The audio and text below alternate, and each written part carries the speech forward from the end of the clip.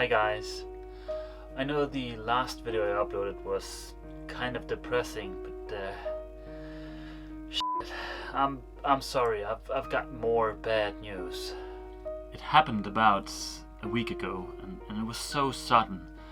I was trimming my beard and I looked down and there it was. There was a grey hair in my beard. So naturally that led to an instant early onset midlife crisis, and we all know what the common cures for midlife crisis are, so I considered buying a fancy sports car or dating a much younger attractive woman, but the thing is, I'm not really that much into cars, and I've yet to find a woman that actually enjoys sailing, so neither of those two would really work for me. So I started considering maybe I could buy a bigger boat. That would solve my midlife crisis, right?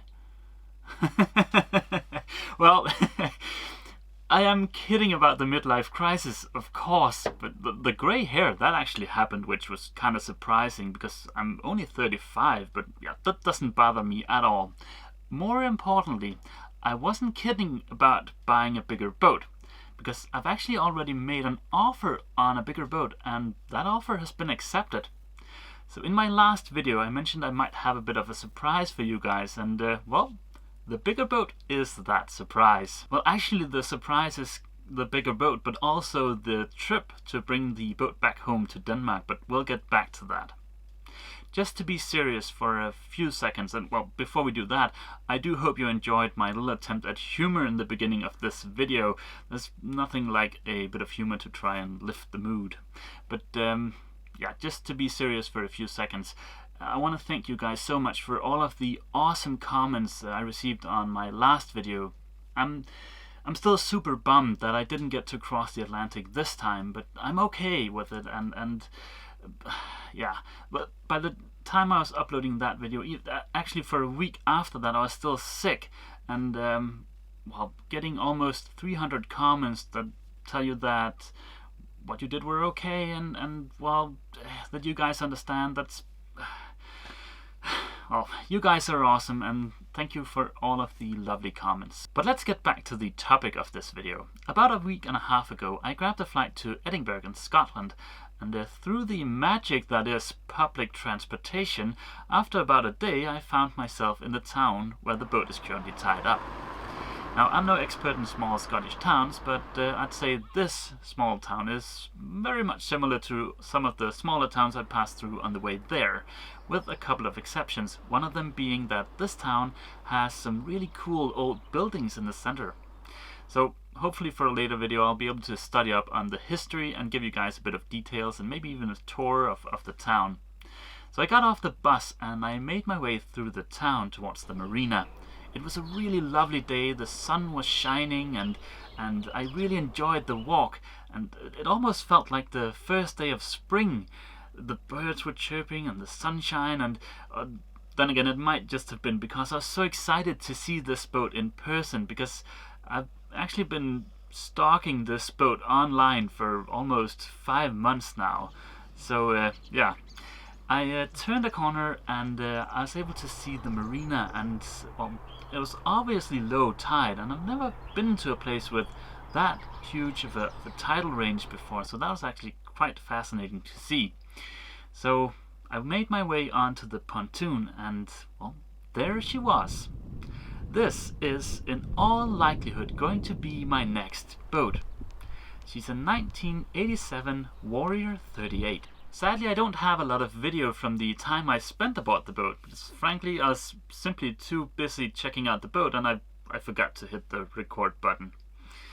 But I'll do a proper boat tour in a later video, and in that video I'll also tell you why this boat is the perfect boat for me. But I did manage to get a little bit of video that I can show you. The boat is in pretty good condition considering her age and the number of miles she has sailed. She is a bit beamy at 13 feet, but that just means that there's a huge amount of space down below for a 38-foot boat. And as you can see here, I've got standing headroom. What a luxury! There's a huge forward cabin with a desk, a mirror and a small couch-like thing. The forward cabin also has its own head with a separate shower. There's tons of room in the V berth, but it looks like you guys will be in for another 9-part series about how to insulate a V-berth. Sorry guys. Of course, I was extremely pleased to see that there is also standing headroom in the forward cabin. This boat is almost 30 years old, so of course there are some things that needs to be fixed, and that's fine by me. I think you guys have figured out by now that, well, I kind of enjoy doing projects aboard a boat. And if I get this boat, and I'll get back to why there's an if in the beginning of this sentence, I think you guys will be in for a lot of DIY videos this summer, and for that matter for the next 3 or 4 years. But I promise you, I'll have this boat ready to go cruising next summer and bring you guys along. Now the reason I said if I get this boat is because my offer on the boat is subject to my examination of the hull underneath the waterline and also a sea trial. There are lots of things that are worth checking out when you're looking at a hull underneath the waterline, and in this particular case I'm very much interested because I know this boat has got a bit of osmosis or blistering on the hull. Now I'm not overly concerned as long as that's not a structural issue, and I'll do a separate series of videos about osmosis, the cause of osmosis and the treatment, and why osmosis isn't really that big of a deal if you're a DIY kind of guy. Like I mentioned, there are lots of things that are worth checking out when you're looking at a hull underneath the waterline. So for instance, collision damage, compression aft of the keel, the through hulls, delamination, the condition of, in this case, the sail drive and the prop, and so on and so on. And I don't expect to find anything catastrophically wrong with this boat, but we'll see. So what do you guys think about my big surprise? I hope this makes it abundantly clear that I haven't given up on my dream, and me failing to cross the Atlantic was just a minor bump in the road. Now sadly I might have to dial back on the number of videos I publish for a while. There's a lot of stuff going on right now, so don't be surprised if you only see a new video every other week. It's only temporary though. In about a month and a half I'll go back to publishing a video every week, and I certainly hope you guys will stay tuned because there's a lot of cool stuff coming up, including the trip to bring the boat back home from Scotland to Denmark. That's 700 nautical miles, and 400 of those are going to be crossing the North Sea. So I guess I'll have another chance to feed some fish.